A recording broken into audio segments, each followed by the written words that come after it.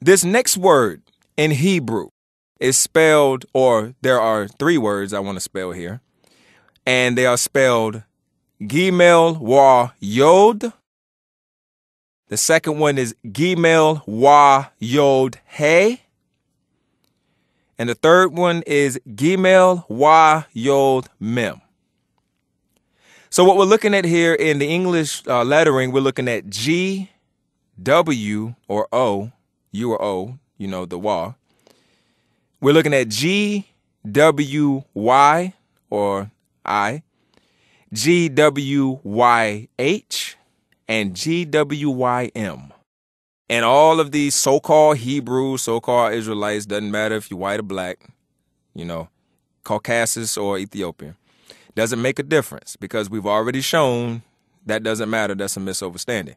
We're talking about the real Hebrew, the real people that the book and the cosmology is talking about, and that's the Yoruba, Omo Yoruba and Dogon, Ouagadougou. This word is often pronounced Goya, Goy, Goyim. And as they know, in the, as you call Bible, Babel, we will go ahead and properly call the Tonga. In the Tonga, this word is used to mean cattle, sheep, and whatnot. So where do we get this?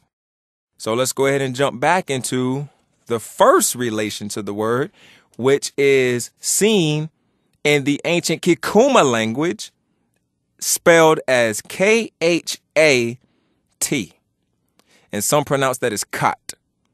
And if you, and unfortunately cat, but if you look in, if you have the Wallace Budge dictionaries and whatnot, approach with caution, pages 570, 571, you will see a plethora, a multitude of different definitions and usages of the word. But they all have one common root or one common element to all of the meanings, and I will get into that. So again, we're looking at the word Khat. As we know in our languages, according to rule, Bantu rule, the K, KH, they're the same sound, and it actually evolved from the letter sound G. So this is why you have Shaka, Ushaka, and you have Ushaga. It's the same letter. What I want to say is that the proper pronunciation of this word kat, Khat, would be Koye Ote or Goya Ote, Goye Ote. And the actual pronunciation when you fuse the two words together would be Goyote or Coyote. And I will get into a very interesting thing if you haven't noticed already after I finish the explanation. It has many meanings, as I said.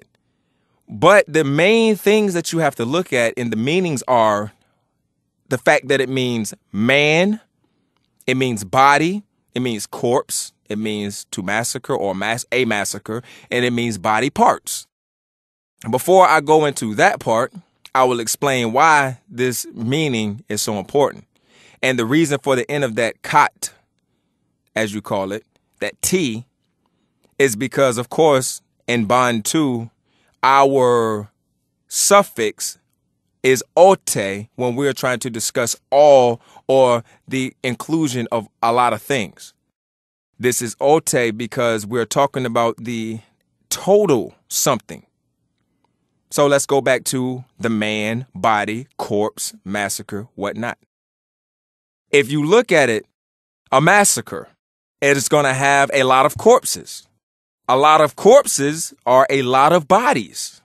A lot of bodies are a lot of men or people. And in a massacre, you may also see a lot of body parts. So then let's take the word massacre out and we look at the body and it consists of a lot of body parts. We look at the word man or people and it consists of a lot of body parts. People consist of a lot of bodies. A man consists of a lot of body parts. Or woman, a human. Look at a corpse. A corpse is just a body that no longer has energy of life, and it still consists of a lot of body parts, unless it has been mutilated, which still means a lot of body parts. So basically what this is saying is it is a lot of something that forms a body of something. Do you understand? This is why it also in Hebrew means the word Goyim, as you call, it means also nation of people. If we go back to what we were saying about the corpses and massacre body parts and stuff like that, if you look at the word Goyote, it actually could be the actual meaning of the word what you call coyote, which would be coyote, which is also a scavenger of corpses. So just food for thought for that. This word, as you say kat, as you say goy, would actually be gu, G-U, or guin, more properly pronounced guin. And that word means sheep in the Khoisan language. Now, I'm not very familiar with the Khoisan language. There are not two different languages. There are many languages stemming from the same language family. Don't separate them, please, because they're the same people. So we get back into it. That word guin, again, G being cognitive with the letter K, we go back to that ancient Kikuma word, kat, that would actually be gu-i-ote or gu-ote. Again, what it says, koya-ote.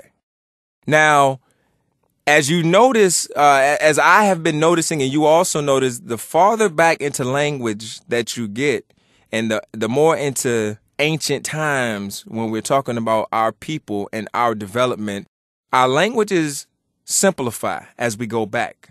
But as we come farther up into time, it actually becomes more diverse, obviously, and it becomes more complicated. So the word gu and guing actually form the base for many translations of our other languages of Kukongo, some that are more complicated, some added lettering and whatnot, but it's the same base. And I say that because in the Yoruba language, again, the Tonga, speaking about the Yoruba, Dogon spirituality, traditions and whatnot, in the Yoruba language, we have the word aguntan, and that means sheep. Now, if we look at it, the base of the word aguntan is either agu or gu, which means sheep in the Khoisan language. See, that's what's so beautiful, because it shows the connections all over of our people. There was no other people around. There were no other people present in our lands when we established our lands and our spirituality and our traditions. That's a myth that I am dead set on trying to dispel. So as I said, there was a third word, and that would be Gimel Wa Yod Mem, Goyim, so often pronounced. But again, we take it back to our Khoisan language, specifically here, the Aisan dialect of our language. And that word in English that would be spelled G-W, or the Wa being the O or the U, Yod, which is Y, Mem, which is M, and that Aisan language, it would be pronounced Go-main or Go-main. And another translation of that would be Goye-main. Now, that word Goye-mai or Goye-main, it means cattle. Well, what is the Hebrew definition of Goyim? Cattle or nation of people. This is very important. And I included this word because I was going to go with another direction, but I'll save that for another lesson. But I included this because I have to show you. It's great to learn everything we can about our story, but it means nothing if we can't apply it now. It means nothing if we can't understand why we're in the predicament and position we're in now and why other people hold us where we are now. See, the purpose of this is to make sure that we can connect all the loosest strings and broken strings and chains that we've had with ourselves and reconnect them to understand why they're used against us by other people. The reason why I added this word, gu, gui, aguntan, gomain, goyimain, and coyote, is because in the Tonga, people are often referenced by terms such as sheep and cattle. And this is well known. I don't care what language you read it in. It's the same thing. They always say this, whether it's the Bible, whether it's the falsified Tanakh, or if it's the original Tonga, even in the Quran, the falsified Quran. Now, these were, get this, these terms, sheep and cattle, in reference to us as people, these were originally metaphorical terms. Because look at it logically. When you look at a mass of people, you stand above on a mountain, you stand on top, you see a whole bunch of people. Look at 4th of July. Look at Times Square, New Year's Eve. A whole bunch of people. They even use the term when a whole bunch of people are running, a stampede. Why? Because a bunch of people look like a bunch or a flock of cattle and sheep. It was a metaphor. And it was not a pejorative term or reference. And I say that because during the perversion of our Tonga and traditions, these other people, they use the terms Goye, Goyim, as you know now, to represent those who were subjugated and oppressed masses, who were to be treated and viewed as cattle and sheep by their oppressors, to be viewed no better than animals by their oppressors, by their rapers, by their killers and murderers, by, as I should say with a better word, their slaughterers. Why do you think they use the word onslaught during an attack? Overstand, people. My people overstand. Now, we'll take it a step further right here, and I'll let you know, this is also why Jesus also has been called the shepherd, or shepherd meaning sheep herder, because he, and I put that in quotes, he also represents and personifies the intent, put 2 asterisks around that, the intent of the Hellenic, Romanus, or the Greek and Roman people. He represents their intent politically and religiously. He represents those despots who wanted to herd the people that they oppressed and subjugated and conquered like animals. This is also why we have been called beasts. Look at Carroll's book, Charles Carroll, The Negro, a Beast, or the Image of God.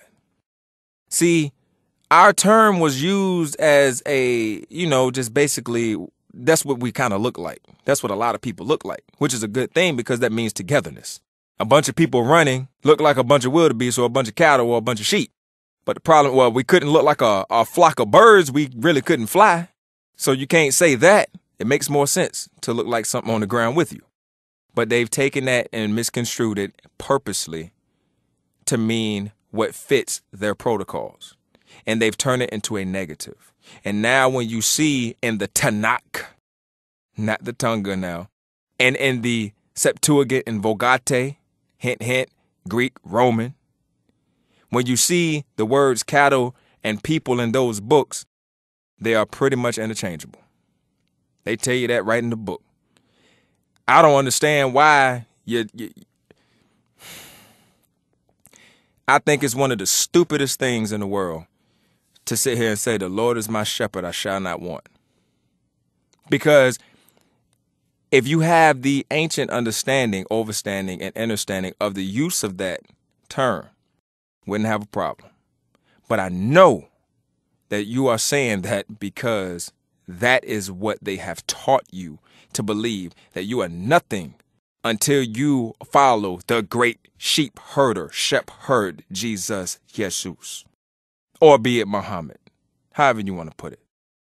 So I get away, I get my foot off of the toes I just stepped on with that. And that said, I will go ahead and conclude lesson 404. And in particular, I'm really interested in what those have to say about Imhotep and the opinion that I have expressed in this lesson. But if at all possible, I would also like to hear from the mouths of Bakongo who are actually residing in Kukongo, who may actually have further information about this. Because as I said, it seems like it's a very universal concept and a universal title and name and whatnot. And it seems like it's been pretty consistent throughout our story. So I would definitely and especially like to hear what those have to say. They may have more firsthand knowledge than I do on the subject, but that's what I present for this. And to me, it makes a lot of good sense. And then it just seems like it's something that once we get a better understanding of that, then we can actually break through what other people have been trying to do to explain our story away. And this is actually going to do nothing but benefit us and, make us want to do this even further. So it's a win-win for our Bakongo people through our Earth Mother. So with that, I will say Olukoni Nganga Bayede.